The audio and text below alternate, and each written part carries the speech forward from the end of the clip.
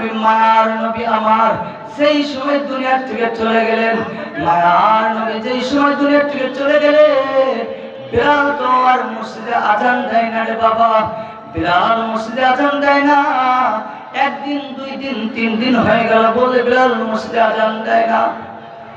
বিলাল মসজিদে না আজান দেওয়ার পর কিছুদিন অতিক্রম করার পরে আল্লাহর নবী বিলালকে স্বপ্নের মাধ্যমে ডাক দিয়ে বললেন, বেলাল, ও বেলাল, কত মানুষ আমার রওজার পাশে এসে আমার রওজাকে জিয়ারত করে। বেলাল, বেলাল, তোমারে আমি অনেকদিন দেখি না রে বেলাল।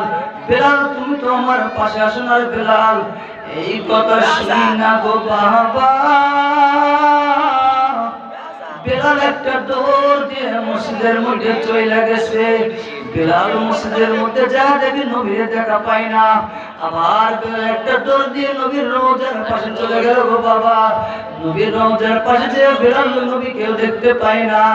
বেলাল মুখের মধ্যে একটা রুমাল দিয়ে রাস্তা দিয়ে হাঁটতেছে। বেলাল টুকরে টুকরে কান্দে।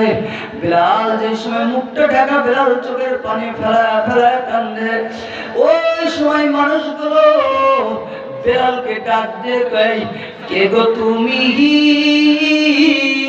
কে তুমি, একটু জানতে চাই। বেলাল ওই রুমালের মুখ থেকে বেলাল মুখটা ঢাকা। বেলাল কয়, আমার কাছে কেউ পরিচয় জানতে চেও না। আজকে আমি আমার পরিচয় দেওয়ার জন্য আসি নাই।